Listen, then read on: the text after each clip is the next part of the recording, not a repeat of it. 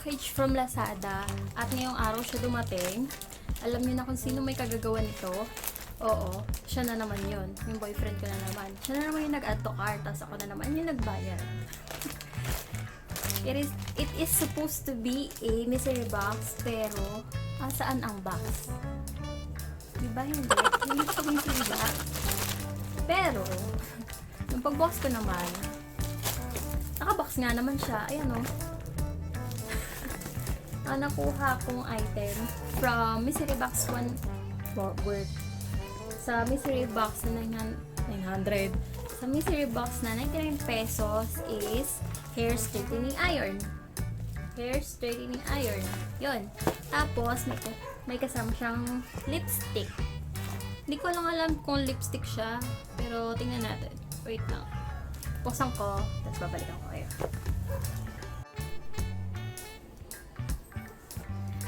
Natanggal ko na siya sa bubble wrap. Ayan na siya. At, ito yung lipstick na kasama niya. Isa itong Anastasia lipstick. Pero alam ko, imitation na naman to. Kasi, price lang nito is 99. Imposible namang isasama niya si Anastasia sa package. Kung branded talaga siya. So, tingnan natin. Maganda ba siya? Anastasia.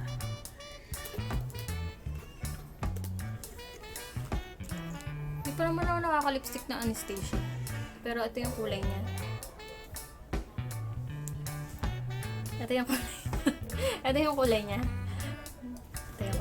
Yan. Tapos, i-swatch natin.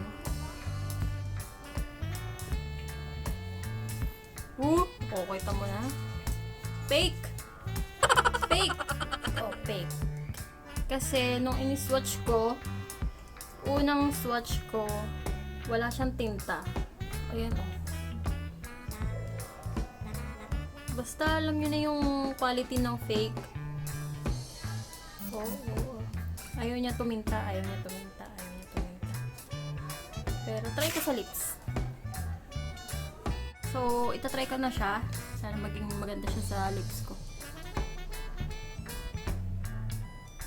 Ayun na talaga ito yung natin na diinan mo.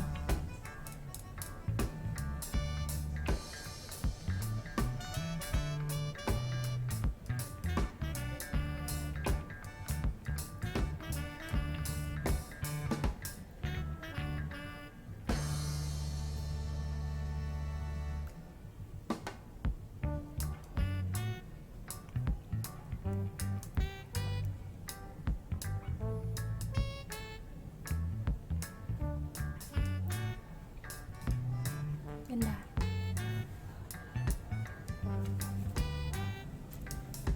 Maganda naman. Pero parang kapag inaano mo siya, nisa-swipe mo, yung parang natatanggal niya yung ibang nakalagay na. Yun o. Natatanggal niya ulit.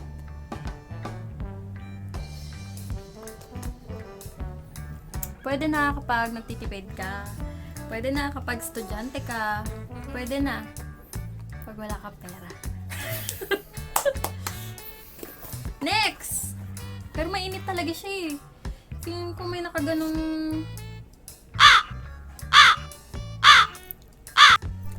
So, punta na tayo dito sa hair straightening iron. Check natin sa buhok ko kung maganda ba siya. Or effective ba siya. Kung may straight niya ba yung buhok ko. Pero feeling ko, ito yung mumurahin lang din na flat iron, hair iron. Tama ba? Hair straightening iron na bibili na naman sa mga Divisoria, basta nakikita mo lang to, typical kapag namamalengke ka, Divisoria, kahit saan mga putyo-putyo na store. So, yun. Pero wag na mag-inarte kasi nga 99 pesos lang eh. So, check ko. Check ko sa buhok ko. Oh, automatic na naka-on agad. Wait muna natin na ilang. Pero dito na lang. Dito na lang. Kasi kukuha na lang ako. Ayan. So, nag-iwan ako ng makapal na buhok. So, planchahin natin itong part na iniwan ko. Yan, ang dami pala na iniwan. Tingnan natin kung may straight na yung mga curly natin na galing sa pagkakatali. Pero feeling ko hindi pa siya mainit ng todo. Try ko nga. Baka masunod yung buhok ko.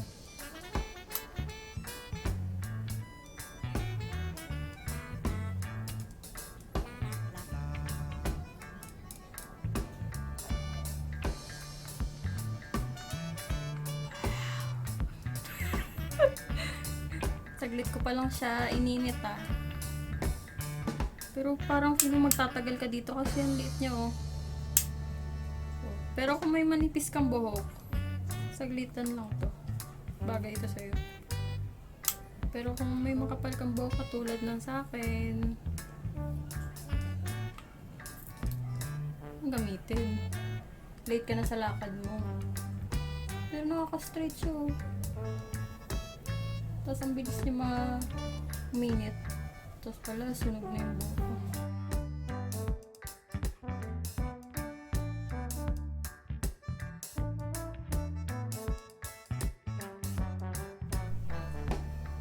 Nakikita niyo ba yan?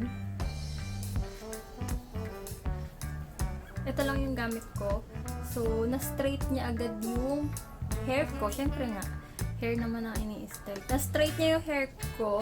Usually, kapag ako nag-i-straight ng buhok, it takes an hour or more than an hour para ma-straight ko lahat yung buhok ko. Pero ito, wala pang 5 minutes. Nakakatawa kasi na-straight niya na agad. So, saglit lang talaga siya.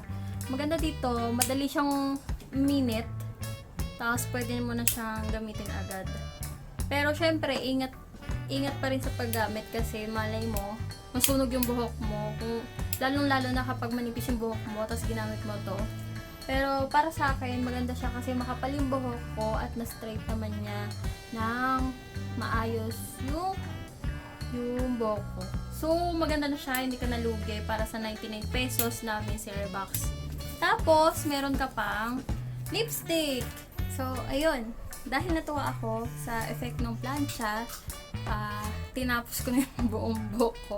Kung mapapansin nyo sa mga latest uploads ko, mga recent uploads pala, makikita mo dun yung buhok ko na sobrang buhaghan at makapal. So, yun. Straight na siya ngayon. So, yun. Yung thoughts about mystery box 99 pesos. Worth it siya para sa akin. Para sa akin, worth it siya kasi maganda naman yung effect niya sa buhok ko, yung plancha. Pero ang hindi ko lang nagustuhan, itong lipstick. Feeling ko kasi mainit siya talaga. So, buburahin ko rin to agad-agad. Yan, maganda naman siya. So, na-enjoy mo yung video na to, don't forget to hit like, tapos subscribe. Pati naman rin yung bell notification below kung hindi ka pa nakasubscribe sa akin para naman maging updated ka sa lahat ng mga latest uploads ko sa channel ko. Yan lang! Bye-bye!